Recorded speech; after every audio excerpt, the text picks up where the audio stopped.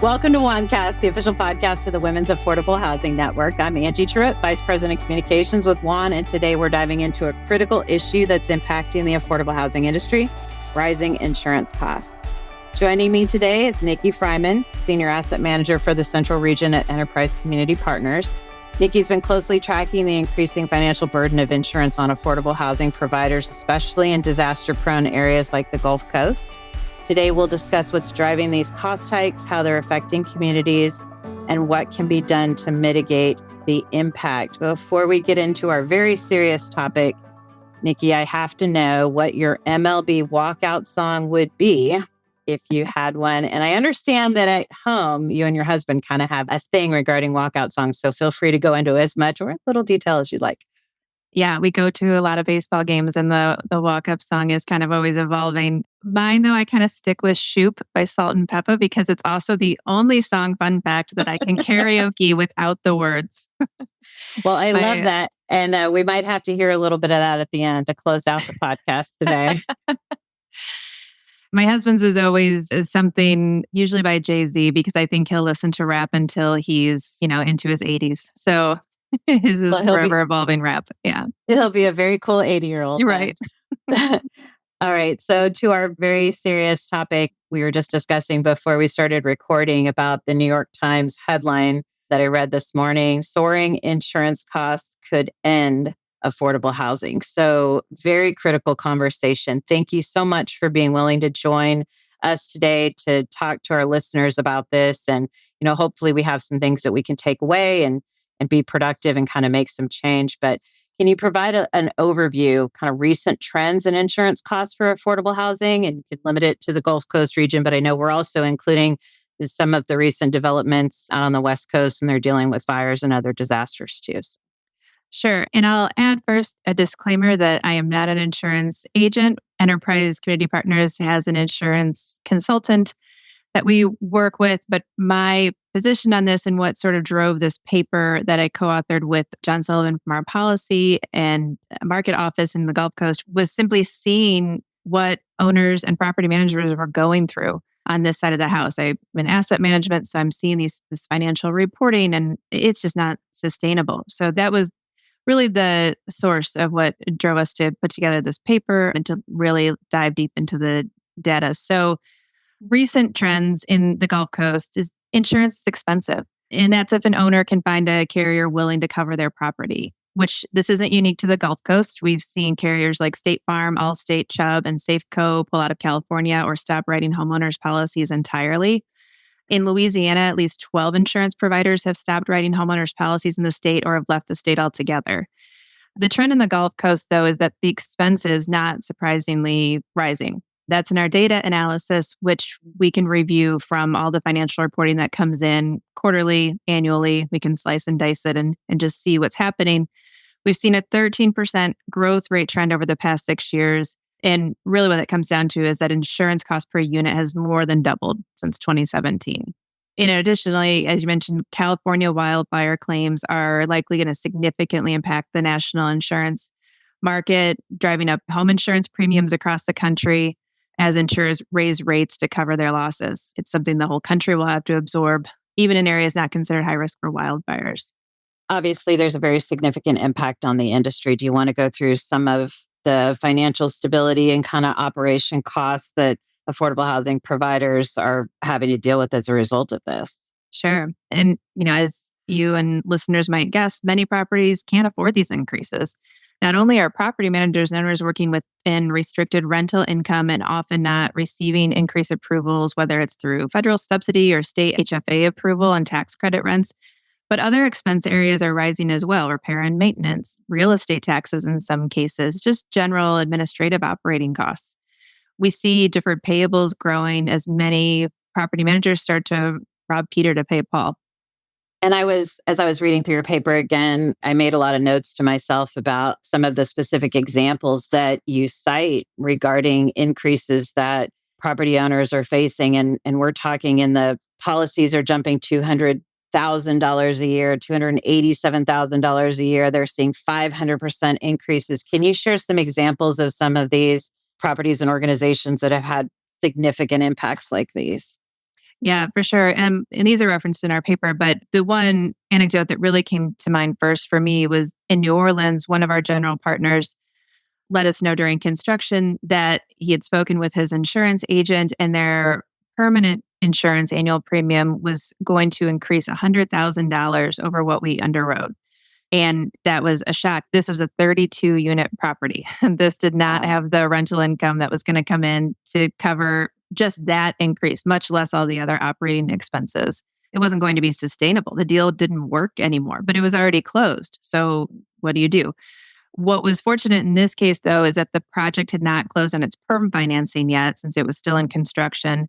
So the general partner was able to scramble and find enough soft funds to take out the first mortgage and leave only cash flow contingent debt, which was really helpful on this project. Not ideal, but at least, that saved it and it caused it to be able to break even.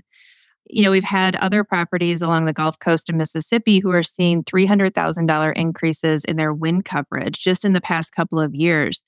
And these are RAD deals, so PHA deals that have gone through the RAD conversions, and they are under a whole different set of restrictions on their rent increase availability. And in that case, they had to deplete the operating reserves on those properties. And that's just for 1 year of their annual premium. So what about next year? These are the conversations we're having with our general partners. And given that I know the focus is down here in the Gulf Coast, I was reading through some of your average increases. I'm here in Texas. We don't get hit as much as like Louisiana has recently, but it said Texas saw an increase of 79% in 2021 and 41% in 2022. How do operators, managers, owners, how do people deal with that? How do they mitigate those costs? Well, credit to our partners, they're shopping around. In one case, one of our New Orleans partners traveled to London to meet with the headquarters of a global insurance provider. It didn't make a difference, unfortunately. So there's other mitigants such as fortified construction or roofs that may help incrementally, as well as fire protection like sprinklered buildings. For current subsidized housing, good maintenance and protection are important to placement. At all, whether that results in a reduction of a premium or just being able to place insurance, period, remains to be seen. Frame apartments continue to see requirements such as upgrades to older locations like electrical, plumbing, HVAC, roof, windows, fire protection, 6 to 10 years of claim experience. Other than the claim experience, all of those updates cost money. So again, your expense areas everywhere else but insurance are also increasing, and sometimes to try to get a lower insurance increase. So it's a constant juggling act to make these insurance costs work. So what are we doing? And I know we turn to policymakers first, right? We need help. And when there's a big problem like this, it feels overwhelming and doesn't appear to create like an easy solution, or at least a solution to work towards. We've got to kind of turn to government and say, everybody put your brains on this. What role do you think policymakers can play in alleviating this burden? Our position has been that policymakers have to take on the problem. In the most impacted states, we've seen a lot of action in the insurance space, which gives us some hope. There's been some focus from regulators and state legislatures on regulatory and business environment. There's also focus on building codes and incentivizing the stronger building standards like the fortified standard. Specifically with low-income housing tax credit, housing finance agencies can mandate or incentivize stronger, more resilient construction that should result in lower insurance rates for a lot of properties. And, that puts some onus on the state housing finance agencies too to understand how increasing insurance costs are affecting affordable housing projects and finding ways to support them. I read that New York Times article that I was referencing, and I'll link to it when we post, but they were talking about some low-income single-family developments in Selma, Alabama that were relying on those new, green, more fortified building structures. And I think they were using modular housing. And surprise to the developer, once they got everything in place, the cost for insurance did not decrease based on using those new building standards. And so he was shocked, obviously, and it affected whether or not they were able to continue developing these homes. So obviously there's a lot still needed as far as those conversations go. Are there any specific policy recommendations or initiatives that Enterprise is advocating for at the state and federal level? I know you all have been very active. I know in in both papers, both this one and the one related to what's going on the West Coast. There's been a lot of activity, joining advocacy groups, building internal teams, really digging in, focusing on solutions. How can we solve this problem? Yeah, Enterprise Community Partners has great state and federal policy staff in place. And at the state level, since insurance is really regulated at the state level, Enterprise Community Partners has been engaged on insurance issues across its 11 market offices, which really cover most of the country. One key policy is to encourage, and in some cases, mandate stronger building standards to reduce risk and insurance costs. But like you said with the New York Times piece, that doesn't guarantee anything, hopefully less risk of damage and claim submission at all, but it doesn't change your annual premium. And this has been a focus on the program level, working with state housing finance agencies to incentivize the fortified roofs and construction, as I mentioned. And then on the other side of the equation, making sure that those resilient building standards lead to the lower insurance rates. So, herein lies the problem. We've found too, Alabama is a state where the state legislature has mandated insurance discounts for incorporation of fortified, but is that trickling down? It doesn't seem like it. If, New York Times is reporting on it. But if other states can follow suit and put requirements on insurance companies to take those measures into consideration rather than simply their own risk models, there's a chance maybe that the benefits of those upgrades come through in terms of lower costs. At the federal level, Enterprise Community Partners has worked with national housing organizations to raise the issues and ask the federal government to get more involved. We've been in discussions with HUD. HUD has just had a comment period on their changes to their operating cost adjustment factor, their OCAF increases to their rent through their subsidies. And HUD is considering moving to use actual state level data on insurance and operating costs to set the OCAF rather than national indexes. So that could really be a game changer for a lot of states, higher insurance premium areas where at least properties are getting those OCAF increases to help. We're still pushing for an option for a budget-based increase for the RAD deals. Like I mentioned before, those deals that converted under the RAD program originally aren't eligible for a budget-based increase. And it's just not sustainable for those properties. They need the same ability to use their budget to get increases too. There's an industry letter that Enterprise Community Partners has signed on to, along with a lot of agencies for entities providing federally backed loans like HUD, FHA, Fannie, Freddie, USDA to look at their insurance requirements and make sure they're harmonized and helping operators and developers deal with cost increases. Another question, is there room within existing programs, CDBG, for example, to provide regulatory guidance that those programs can be used to support insurance and operating costs? Just some ideas to consider at the federal level.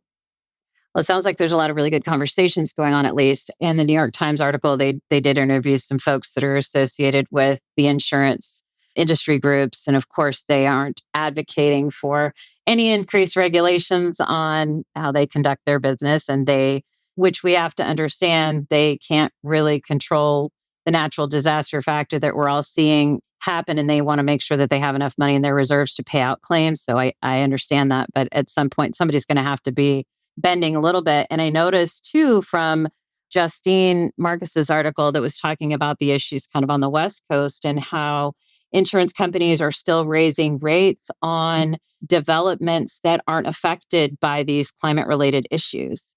And so there was one development mentioned in that article that they'd never filed a claim at all.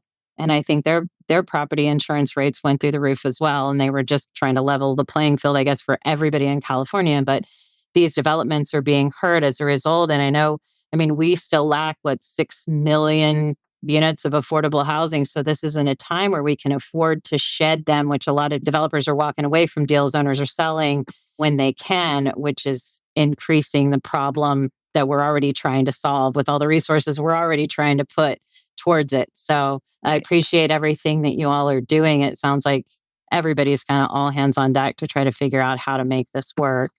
Speaking of long-term implications, is the trend of rising insurance as it continues, what are the potential long-term implications? As we were kind of talking about, you've mentioned a couple of times, and I know your article references it, affordable housing in the Gulf Coast just ceases to be sustainable.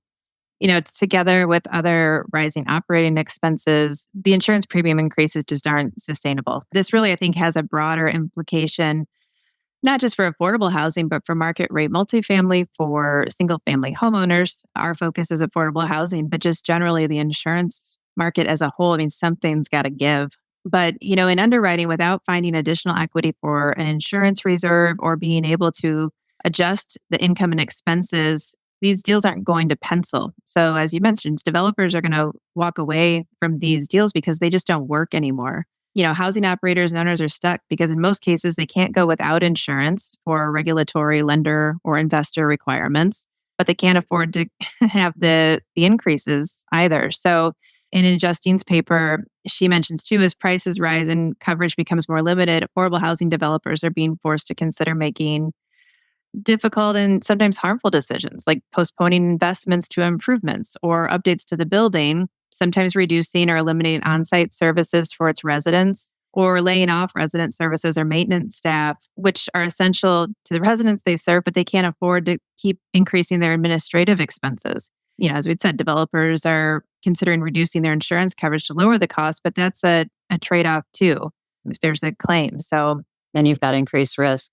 Right. And it doesn't seem like these climate issues are going to go away. We're talking about Gulf Coast, but we've seen like horrific storms in the Northeast and places that you don't expect them and flooding. And so this is a problem that we're facing everywhere. So it does require a solution, ideas from everyone, including the insurance industry, to come to the table and say, okay, let's try to figure this out. Right. There are some, innovation is tough. And there's not much room to be creative with insurance, but we have seen a couple of solutions that some of our groups are using, but we've seen some bigger developers using self-insured retention funds. And how this works is for an organization to set aside a pot of money, let's say $100,000. Any casualty event that occurs on any one of the organization's property sites that results in damage, repairs, or what would be a claim that's under that $100,000 threshold, the company covers out of that pot of money. But this puts a big degree of risk and responsibility on the organization. Not only is it a big chunk of their organization's balance sheet, but if they have multiple properties having these claims, that's just a lot of payout from the property itself. Once they hit that $100,000 threshold, they would submit the claim to their insurance companies. And sometimes that's going hand in hand with a much higher deductible than a lot of syndicators, lenders, et cetera, are comfortable approving. Right. Enterprise community partners, our typical boilerplate deductible limit is $25,000. Lately, we've been approving, subject to investor consents, but we've been approving up to $150,000 deductibles. And that's just, wow. That's a conversation with those general partners asking, how are you going to pay a deductible if you have a claim? Yes, in the short term, you have a lower premium, but what happens when you have a claim? Who can pay that? So this is the trade-off. It's just a gamble all the time. Another option that we've seen, and I don't think it's super well known in the industry yet or accepted by some agencies like HUD, is parametric insurance. So that's a supplemental insurance policy. It doesn't take out property or liability, but it's supplemental and it's triggered by an event rather than a specific casualty loss. So the triggering event could be hurricane wind speed, earthquake magnitude, floodwater level, and even in some cases, a data breach or crop yield. It really covers all facets of insurance claim events. So the payout is quick. If the parameters triggered by a predetermined wind speed, magnitude, the previously agreed upon point that triggers the insurance claim, the insured completes a form, submits, and generally has their payout within 30 days rather than going through the claim process with an adjuster, statement of loss, et cetera. So it's an interesting product, but like I said, HUD has not approved this yet. A lot of lenders and syndicators and investors aren't quite sure what to make of it. So, I hope we start to see more success stories with it. So it's something that can be used because it does cut down the expense of the property general liability insurance. So there's some options out there. None are fantastic, but well, we can cobble them all together, hopefully. And I know that one of the things that you referenced in your paper is what Louisiana is trying to do since they had so many insurers leave the state. They're trying to reduce regulations and offer a more business friendly environment, trying to encourage them to come back. It feels like the new administration would probably be more supportive of something like that. Let's reduce some of these regulations and get these businesses back writing policies. We certainly can't afford for the whole insurance industry to go under and not support the housing that we need supported. But definitely lots of creative solutions that all have to be put together to find something to answer this issue. And then the more long-term question, obviously, which we won't address here, is climate change and how these things are probably not going to get better. So we need to have a broader conversation about how we're addressing that, because this problem's not going to go away anytime soon. So I know we've kind of jumped around a little bit, but is there like some support resources that you recommend for providers, assisting them kind of navigating this issue? Because there's, a lot of different owners and managers and developers out there who might not have enterprises kind of strength and resources behind them. And so where's a good place for them to kind of start? I think learning about more things like parametric insurance, what your options are for a budget-based OCAP, or even keeping close tabs on changes to the RAD program if you're a PHA, or talking with your syndicator or your state legislators about what's being done. There are also several states who have insurance working groups, and you can research and see if your state has one that you can join onto. I think also signing up for updates through Affordable Rental Housing Action Campaign or Home Coalition, just to get updates on what's happening, and just hearing what others are learning, what options are out there. Research and knowing what's out there are probably going to be critical. Yeah, and I do want to give a shout out to Enterprise. You all have helped to create and preserve 1 million affordable homes and invested over $72 billion in capital in all 50 states, DC, Puerto Rico, and the U.S. Virgin Islands. And the fact that, you all are so dedicated to having these discussions and trying to create solutions, and at the state and federal level, public-private partnerships, anything and everything we can do as an industry. We appreciate Enterprise, and everybody there is committed to trying to fix this, because obviously the industry will not be able to survive unless we do something, or lots of some things. So thank you, Nikki, and thank you to Enterprise for everything you're dedicating to this. Outlook on the future of insurance costs? I know we've kind of talked about it quite a bit. Yeah, I just my personal opinion, probably others, something has to give. The increases as they stand are not sustainable. So either has to be a way to increase the revenue coming into properties to afford these increases, or there has to be some sort of give in the increases as they've been rolling out.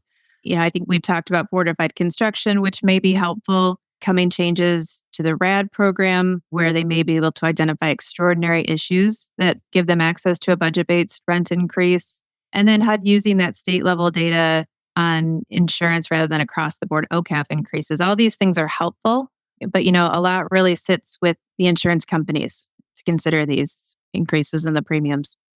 Well, and I think we've covered a lot of ground today. I know you've mentioned several ways that people can get involved in organizations that are making a change, that are having these conversations, that are doing the research. And so I'll be sure to include all those links when we post this episode as well, so that people can find those resources in their local market. Anything in closing we didn't cover, Nikki, that you'd like to address? No, I think all general partners, property managers should always feel comfortable reaching out to your syndicators, your housing finance agencies. Just keep the lines of communication open on this issue to find solutions for support. Let's talk about where we can be flexible and what we can make work. Because at the end of the day, Enterprise Community Partners' mission, along with many other providers in the country, are just looking to create affordable housing for people, so people have a safe place to call home.